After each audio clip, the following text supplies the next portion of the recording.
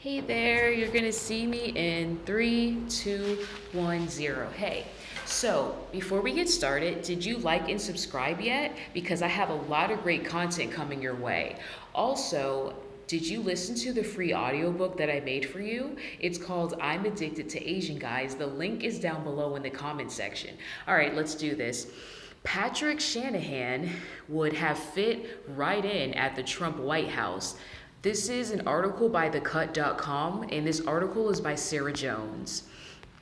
Acting Defense Secretary Patrick Shanahan is not the first Trump administration official to resign over domestic violence allegations, which he did on Tuesday amid reports from USA Today and the Washington Post that he'd violently assaulted his wife, Kimberley Jordinson. Rob Porter enjoyed a top spot in the Trump's White House inner circle before both of his ex-wives accused him of violent physical abuse. A Trump administration speechwriter, David Sorensen, resigned after his ex-wife told the Post that he'd put out a cigarette on her and ran over her foot with a car. Police in Santa Monica, California, charged Steve Bannon with domestic violence. Andrew Pudzer, Trump's original pick to be Secretary of Labor, pulled out of contention after reporters unearthed his ex-wife's accusations of domestic violence. All these bad men, all linked to Trump. The incidents look like a pattern, not a coincidence. Perhaps there's something about Trump himself that draws these men to him. Long before President Trump admitted to grabbing women by the pussy, his ex-wife Ivana claimed he once raped her. She's one of 23 women to accuse the president of sexual misconduct. Shanahan, at least, is not accused of that particular act of violence, and his family's history of abuse is somewhat more complex. He told the Post that Jordinson once punched him in the chest repeatedly, and she eventually lost custody of their youngest daughter for what a judge called an abusive use of conflict. In another incident, Shanahan and Jordinson separately told the Seattle police that they had been punched by the other, USA Today reported, but police didn't believe Jordinson and arrested her, not Shanahan, for assault. Wow.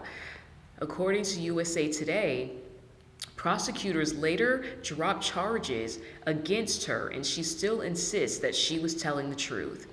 Whatever you think of the Seattle incident, Jordinson is indisputably the victim of at least one harrowing act of violence at the hands of her son, William. The Post reported that William once beat his mother in the head with a baseball bat until he fractured her skull and knocked her unconscious. As she lay in a pool of her own blood, William pulled the family's telephone out of the wall so no one could call 911 and fled. But Shanahan worked to keep his son out of jail and claimed the teenager had simply acted in self-defense, as if Jordinson herself bore some responsibility for the brutal attack. She had harassed William for nearly 3 hours before the incident, Shanahan wrote to Jordinson's brother. According to the Post, Jordinson may have had cause to be upset. Her son, a teenager, was allegedly involved with a woman nearly 20 years his senior. But at William's trial, his attorney cited his athletic prowess and his father's job at Boeing as proof he had dreams and a future, and his father's influence insulated him further as time passed. The Post says he later attended the University of Washington after his father joined the school's Board of Regents. Shanahan told the Post that he regrets calling his son's attack an act of self-defense, but he still seems worried for his son. Tuesday's reports he complained to the Post will ruin the young man's life. Maybe one violent act shouldn't ruin a 17-year-old's life.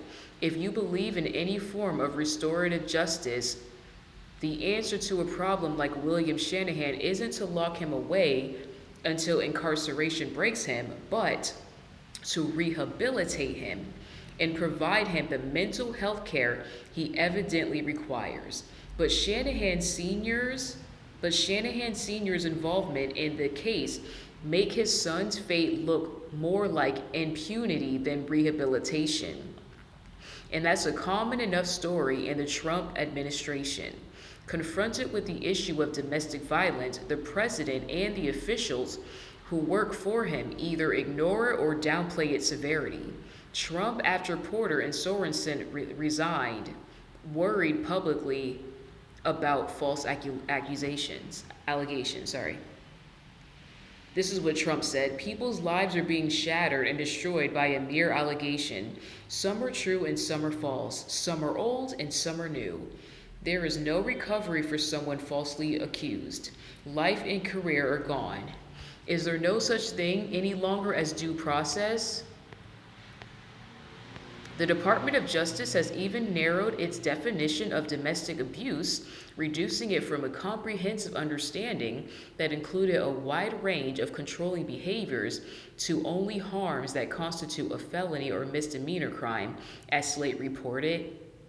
In January, migrant women can still claim asylum for domestic abuse, but that's despite the best efforts of former Attorney General Jeff Sessions, who ruled in 2018 that abuse should no longer be grounds for asylum. Wow, what a jerk.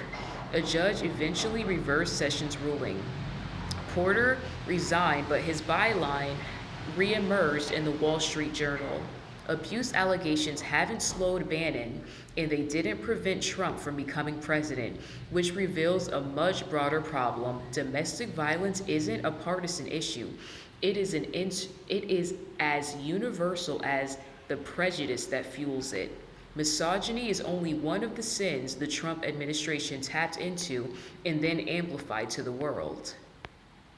Oh, I think that's the end of it.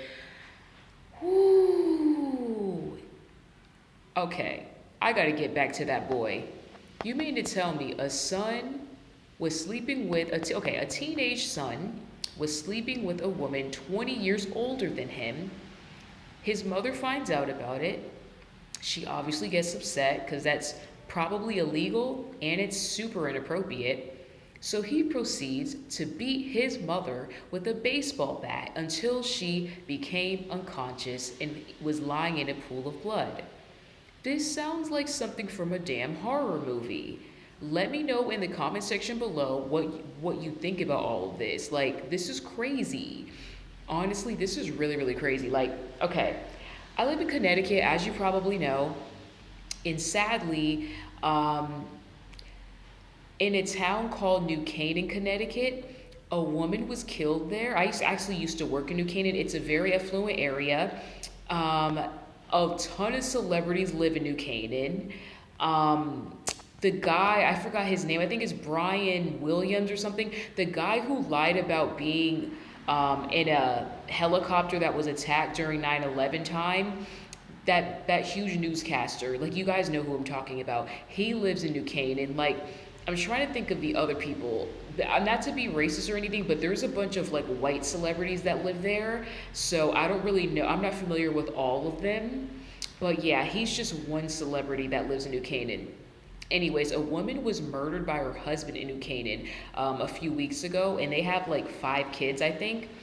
This is really an issue. Like, this is not a rich issue. This is not a poor issue. Like, rich and poor women are being killed by their husbands and spouses, and it's really a problem. Like, I just want to say, if you're with someone who gets angry with you and yells at you, one day that's going to get physical. Please, I don't want to read about you next. Please, your life is valuable. Seriously, like, please don't let someone take your life. So yeah, don't forget to share this video with someone you love, just to like warn them about like domestic violence signs. Also, don't forget to like and subscribe, because I have a lot of great content coming back to you, a lot of great content coming down the pipeline. So you really need to subscribe and like this video so that way more people find it. And Did you listen to the free audiobook that I made for you? It's called I'm Addicted to Asian Guys. It's free. I made the audiobook free because I really want your honest feedback on it and your honest review of it. So just let me know what you think about it. I hope you have a wonderful day and take care. Bye.